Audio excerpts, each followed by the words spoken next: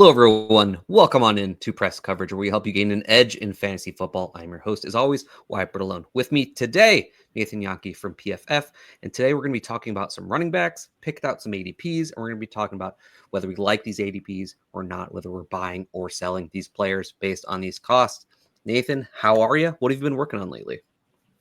Hey, I'm doing well. We just had the Scott Fish Bowl recently, so it was nice to officially meet you there. So that's something that's been going on. Good to see so many people in the industry posting their picks on their non-live drafts recently. But I have had that and then have written about a ton of players already. This is my first year full-time fantasy year-round. In the past, I've been doing a bunch of other stuff at PFF, but finally feel like I got to write about all the players ahead of time. So I feel like I'm way more prepared this point in July than I have been in past years. So that's been exciting for me. Yeah, Scott Fish Bowl live drafts, best time of the year. Always a great time. Fantastic seeing you there.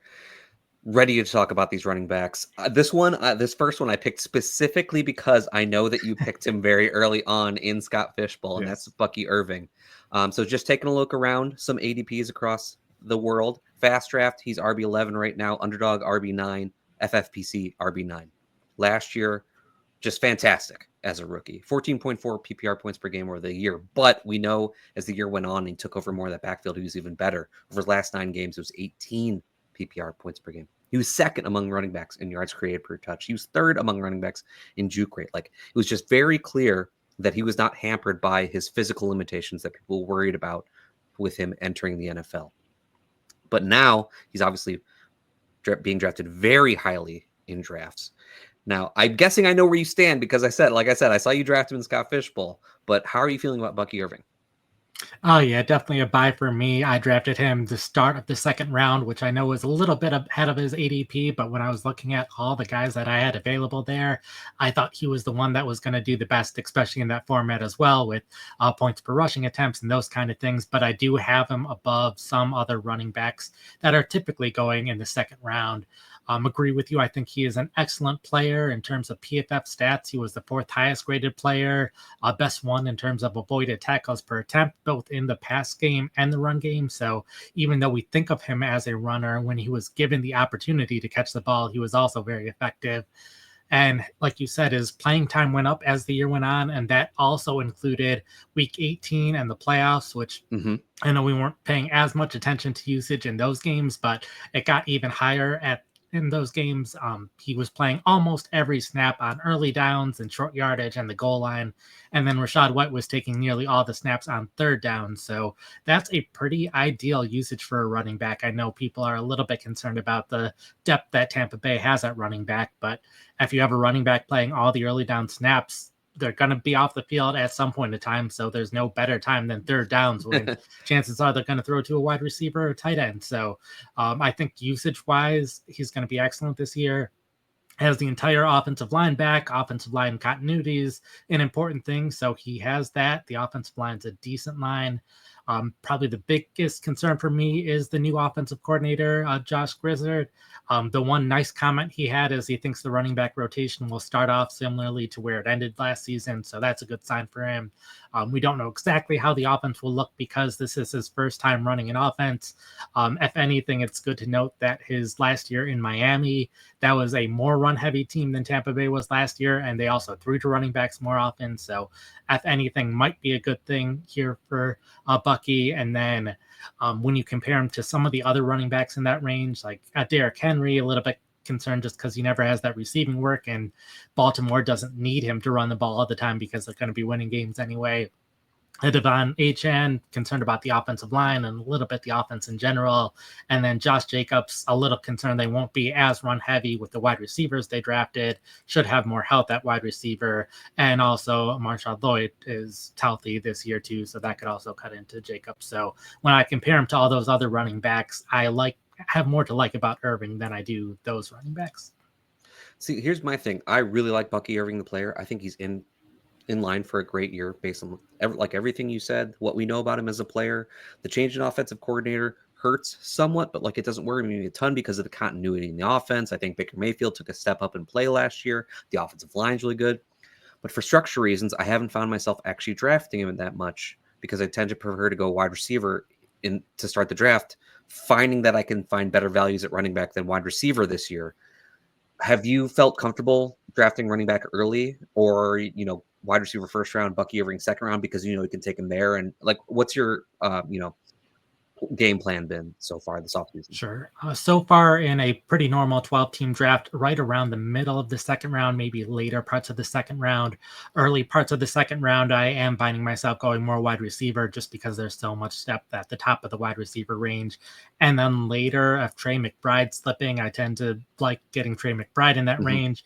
Drake London's another player that I think is worthy of a mid-second round pick. That's typically going later in the second round. So it's kind of depended on what I'm doing in my first round, depending on the league I'm in. But Irving is someone that mid to late second round, depending on what pick number I have, I'm comfortable pulling the trigger there. Yeah. I mean, he is someone who I think no matter how you feel, you need to have some exposure to him. I think like I'm trying to make sure I stay at market across, all the drafts that I'm doing, because I mean, he is someone who you could lose to by not having exposure to him, because he could be just that good. So I think it's important to make sure you're at least getting exposure to him, even if, like, for me, for structure reasons, I'm tending to go other directions. Great. All right. Second running back today we've got is Alvin Kamara. Over on Fast Draft, RB16, Underdog, RB18, FFPC, RB17. Last year, pretty darn good yet again. 19 PPR points per game in 2024. Was fifth among running backs there. Over 300 opportunities, though, which is basically how he got there. He was first among running backs in targets. Another way how he got there. Those targets are obviously gold mine for running backs. He was still really good as a receiver. That's kind of been the trend that we've seen. Like, he's still really good as a receiver. Ninth among running backs in yards per out run. But as an actual runner, he's just not the same running back anymore. 49th among running backs in juke rate. He's can kind of get the job done, but nothing close to what we're used to out of Alvin Kamara. Now, going into 2025, doesn't seem like anything's going to change for him. Probably just an exact kind of same situation. Quarterback downgrade. But I think we've also got a coaching staff upgrade there now with Kellen Moore, who has always run at a fast pace in his time in the NFL. Is whenever he's had a chance to call plays. I expect him to do it again, or at least try to, for the Saints. And anytime we can get a coaching staff that wants to run at a fast pace, we love that. That's just fantasy gold. Anytime you get more plays, that just means more fantasy points. It's another year older, though, for Alvin Kamara. Are you interested at these prices? I'm generally fine where he is right now compared to other running backs. Practically, I tend to find myself drafting wide receivers more in this range, so perfectly fine with him. I have him RB16. I have a lot of like little things that I'm excited about, and then also not as excited about for him. So I think his ceiling's a little bit lower than usual, but I think his floor is going to remain fairly high, which is why I'm okay with him at RB16. I think, like you said, he gets a ton of volume. He hasn't played as well, but he also hasn't been playing as well for the past 4 years now compared to earlier in his career. Right. And he's had that pretty consistent, just being a fine runner and a good receiver. And he's been that for 4 years, and he gets the volume, and that works. And I think he'll continue to get the volume. They've made some slight changes to the backups at running back, but I think he's still going to see the vast majority of the running back touches for New Orleans, which puts him ahead of a lot of other running backs. With Kellen Moore, I am a bit concerned that he's not going to get as many catches because Kellen Moore's running backs have consistently received fewer receiving work when he's been the coach. We saw that last year with Saquon Barkley, Barkley consistently getting at least a 17% target rate when he was with the Giants. That fell to 13.8% last year with the Eagles. Similarly, the 1 year he had Austin Eckler had a career low in yards per route run. All those years in Dallas, Ezekiel Elliott wasn't really known for a receiving back, but he was getting at least 1 yard per route run the years he didn't have Kellen Moore. And then that dropped below 1 the years he did have Kellen Moore. So it was a pretty consistent thing where we've seen it with some of the best receiving backs in the league, where they're not getting as much receiving work. So I do expect Kamara's receiving to go down, but I do think his efficiency as a runner can increase. They had a ton of injuries on the offensive line last year, but it seems like for 2 decades now continue to invest on the offensive line. First round pick after first round pick. That continues to be the case. This looks like a great offensive line on paper. Their center, Eric McCoy had an elite run block grade for us at PFF, a 94.6 grade. So he was the best run blocking center, but only played, I think it was 7 games last year, or 6 or 7 games. So he should be healthy this year. So I think the offensive line doing better. And like you said, running more plays always helps the offense as well. So a lot of good things, a lot of bad things, but the volume alone still puts him right in the middle of the pack among running backs.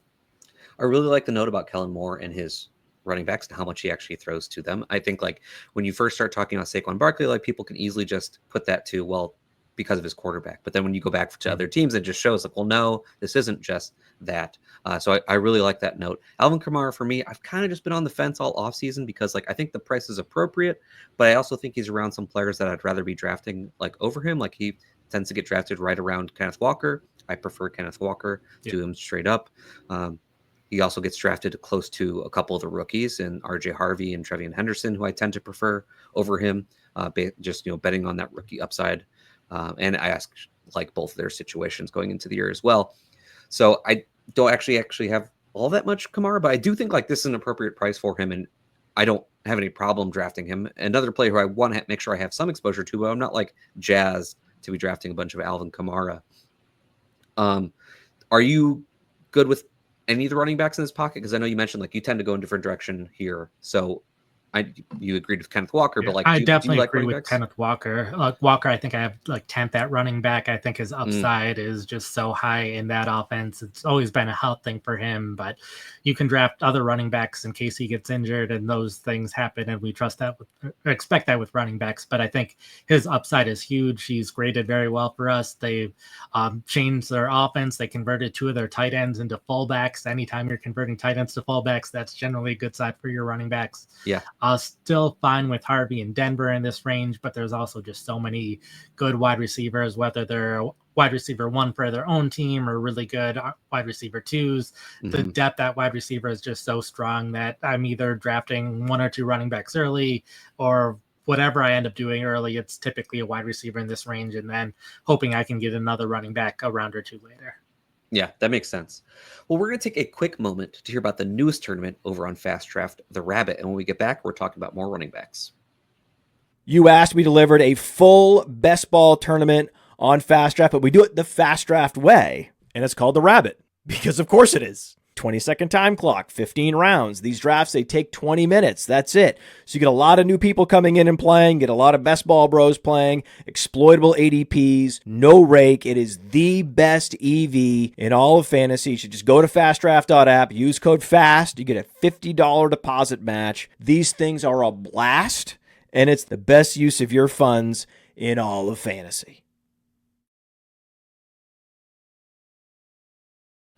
Back here on press coverage with Nathan Jahnke. If you're not on Fast Draft yet, I don't know what you're doing, but if you're not, you can sign up with code Wyatt for a $50 deposit match. I highly advise you do that. All right, back to running backs. We've got Joe Mixon here next. Fast Draft, RB20. Underdog, RB19. FFPC, RB20. Now, he is one who's currently kind of been falling. As we got the news, he's kind of dealing with a little bit of foot issue. Nick Chubb signs. During the draft, they drafted Woody Marks in the 4th round. Now, last year for Joe Mixon, though, really good season, 17.2 PPR points per game. But in true Joe Mixon fashion, that's mostly off of a lot of opportunity, 21.2 opportunities per game. But just 30th among running backs in yards per touch. That's kind of been his MO of late. He's one of these running backs who consolidate the touches in the backfield. Isn't particularly efficient. His talent is the fact that he can kind of do it all and can be trusted in all facets of playing running back. So coming into this year, I expected to be way in on Joe Mixon. And truthfully, I was drafting a lot of Joe Mixon to start the offseason because I expected just more of the same coming into this year. The offensive line for Houston still looks bad, but it was bad last year. And Joe Mixon still got all these opportunities, was able to score highly for us. The foot issue comes out, and that's a little bit of a concern because it's not something we were really aware of before. And I don't know if it's going to linger into the season. We're getting close to the season. We're not that far away from training camp here starting for most teams. Woody Marks doesn't scare me all that much if we're being honest. Kind of always had one of these, 2-minute drill running backs like this on this roster. It doesn't bother me too much. Nick Chubb really doesn't bother me. Truthfully, I think that Nick Chubb is closer to being retired than being a threat for fantasy in any way. So I'm kind of still in, but I kind of want to push this ADP and see how far it falls. Where do you stand on Joe Mixon? Based on his current ADP, I'm selling, but I'm only slightly lower. I have him RB21 right now, so it's not all that far off from where he's getting drafted currently. Completely agree with you on Woody Marks. I view him more as a receiving back and play on third downs, more of a threat to Dare Ogunbowale, and Mixon throughout his career has been a 2-down back who can still catch the ball, but still doesn't play on third down. So I don't think Marks is really going to impact that.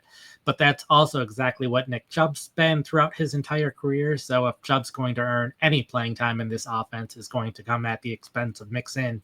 So it doesn't have to be a significant amount of playing time that he earns in order to cut into Mixon's workload, because they've had the exact same thing that they've done. And Chubb did start to play just a little bit better at the end of last season, and I fully understand him not playing well after all the injuries he had and coming back after not all that long after those injuries. So expect Chubb to be maybe a little bit better. And the fact that they changed offensive coordinators has me a little concerned as well, of like they're bringing in these running backs after changing offensive coordinators. That's a concern. And like you said, the offensive line's there. Tunsil, they traded away, and even though he's known for being an elite pass protector, he was still their best run blocking offensive lineman. So they traded away their best run blocker on a line that's already not great at blocking. Yeah. So one other thing that has me a little concerned is just they invested so much at wide receiver this offseason, traded for Christian Kirk, drafted the 2 receivers, added a couple other depth players.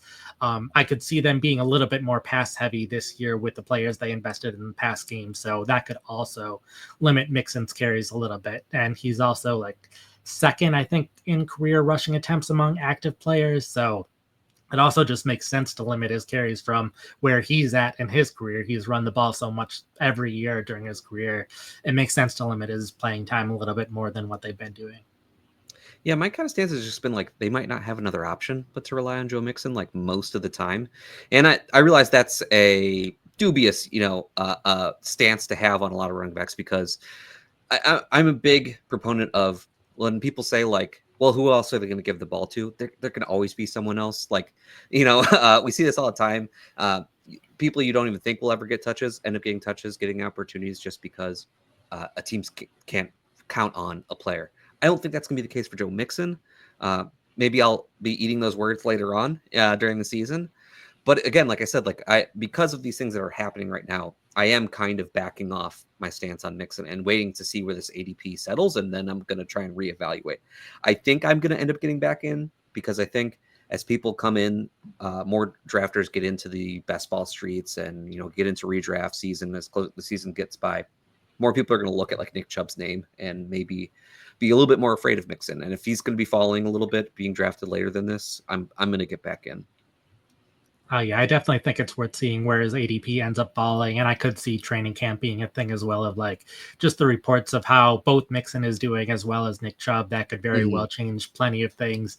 But I will say I have to keep reminding myself probably once a week that Amir Abdullah had a 100-yard game last year. So any running back that you think is completely out in fantasy can do something at some point in the year. So like anytime I try to completely dismiss someone, I'm like, no, the player that I most assumed is a receiving back that can't do anything for fantasy did have at least one game last season. Yeah, we're not talking Dynasty this moment, but this is why, like on Dynasty, I'm just trying to like fill my roster with backup running backs at the bottom of my roster, because things like that can just happen in the season, because the season's crazy.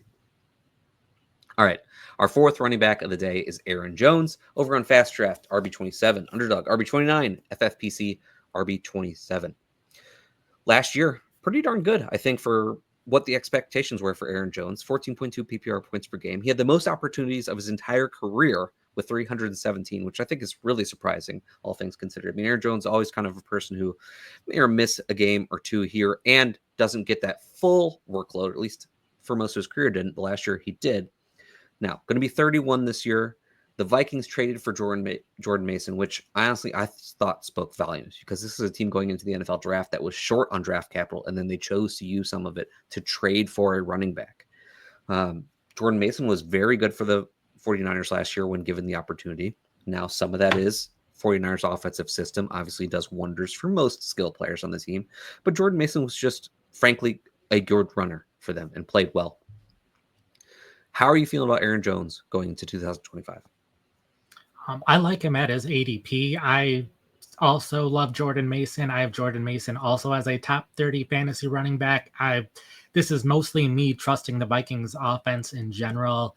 Aaron Jones has been great throughout his entire career, but like you said, has been part of committees before, was with Jamal Williams at first and then AJ Dillon after that. So I very well think he's going to see a reduction in playing time this year, particularly on early downs. But Jordan Mason has been a 2-down back throughout his entire career. So Aaron Jones, I expect to take all of the passing down work, as well as still getting some carries each week. So I think that'll be enough to keep him in that top 30 running backs. The Vikings completely reworked the interior of their offensive line and already had 2 good tackles. So I think this is going to be one of the most improved offensive lines in the league. And then I also just generally trust JJ McCarthy to be as good as Sam Darnold was, if not better. So there's a chance this Vikings offense could be scoring even more points this year. But then when I'm comparing them to other running backs in this range, there's a lot of other 2-man backfields or more than 2-man backfields where it's just not as good of an offense, or I don't think the running backs are as good as the running backs here. Like the Giants and Patriots, they have some decent running backs, but the offenses aren't nearly as good as the Vikings offense. The Cowboys and Jaguars backfields are completely wide open. And then the Commanders and Chiefs also have good offenses, but I don't trust the running backs are as good as Aaron Jones or Jordan Mason. So when I compare them to a bunch of other of these 2-man backfields in this range, the combination of the offense and the talent of the players makes me like them better, even though I think it's going to be a pretty big split between the 2 players. Yeah, I agree with you wholeheartedly. I'm just drafting this backfield in general. A lot of confidence in the offense, a lot of confidence in JJ McCarthy, a lot of confidence in Kevin O'Connell to just like do whatever he wants to do. Like he is the kingmaker at all positions. For fantasy, his offenses are fantastic. I expect JJ McCarthy to do really good things for the offense. For most of the offseason, Jordan Mason was my choice at cost. I was drafting him more, but he's been coming up in price now as Aaron Jones has fallen slightly, and they're getting pretty close in cost together, in which case I'm kind of reverting back to Aaron Jones now as my preferred choice as he's falling compared to Jordan Mason. If you had to pick a cost right now, which one are you picking between them? I'm probably still going Mason at cost because I think Mason's going to score a lot of the touchdowns. So that ends up being a tiebreaker for me, as I think the Vikings will score a lot. I think he'll be the short yardage back and therefore get a lot of those touchdowns, where Jones, I just trust him to get that receiving work. So I don't think his ceiling's as high. Yeah.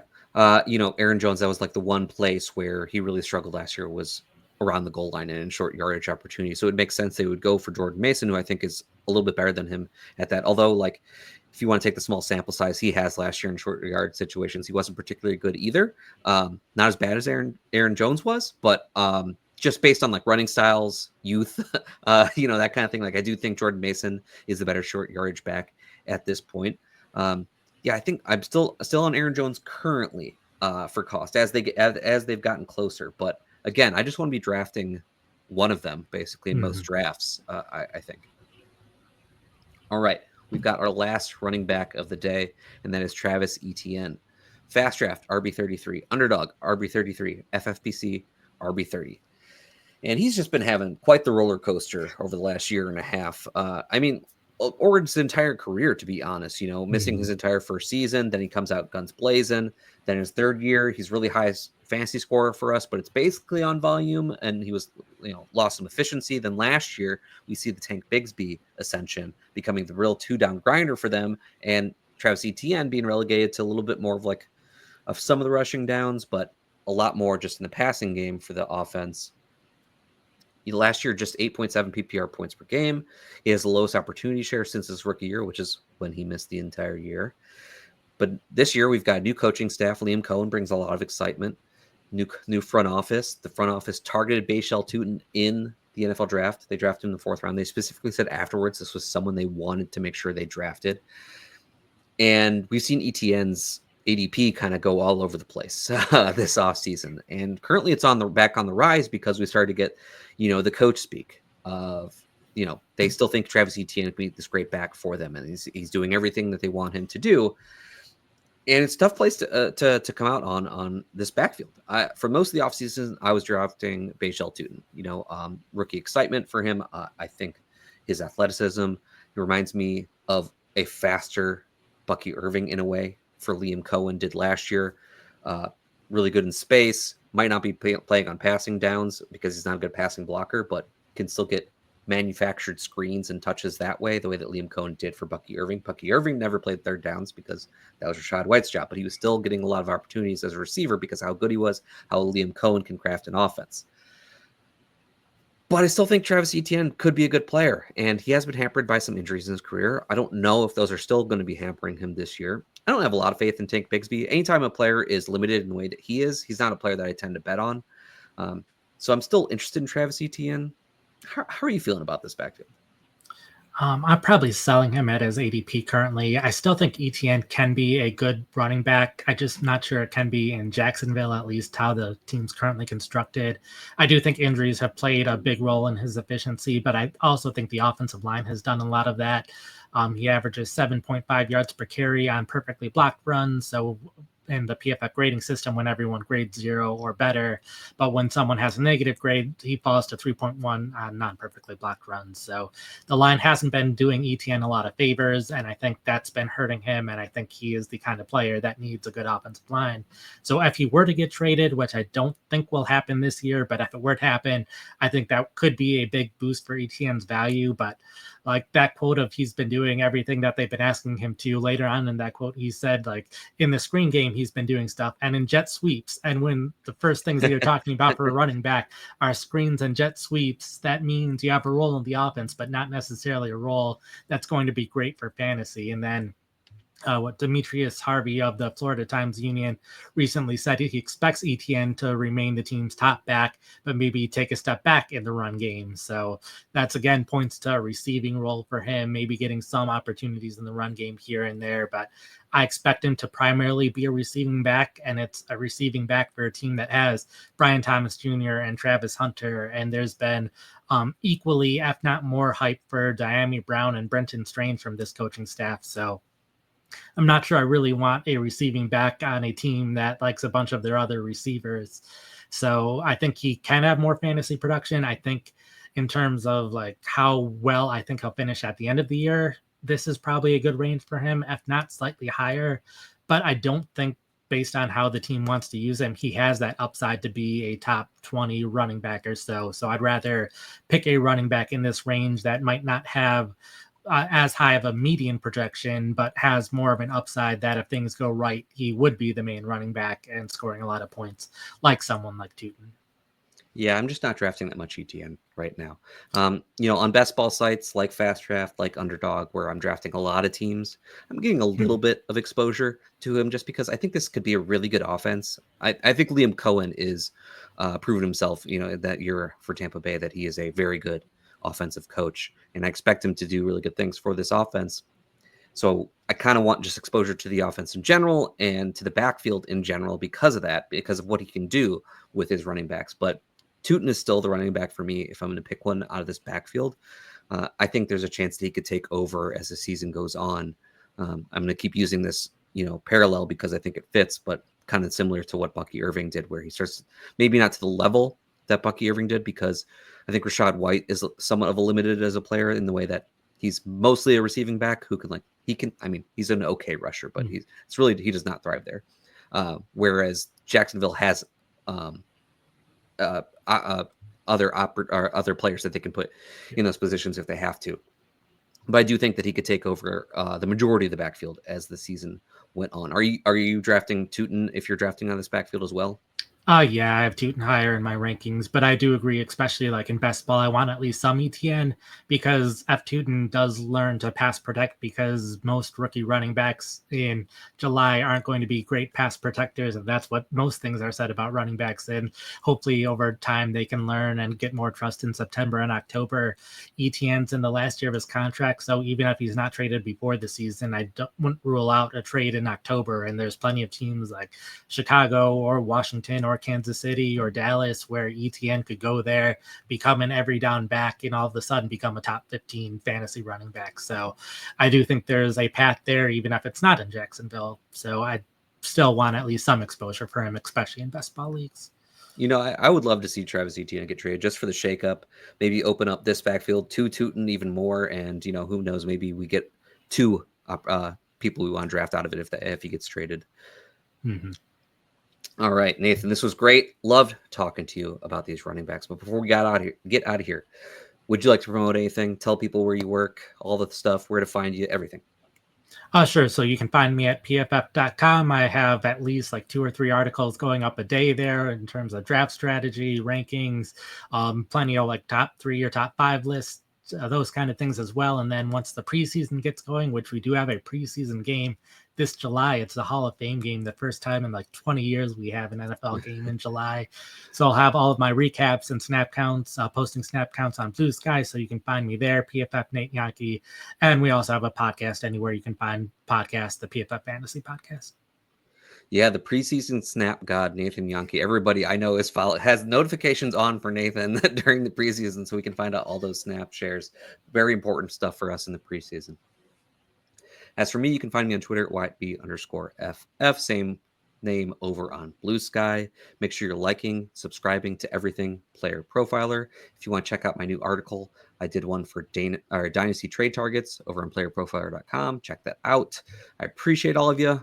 We'll see you next time.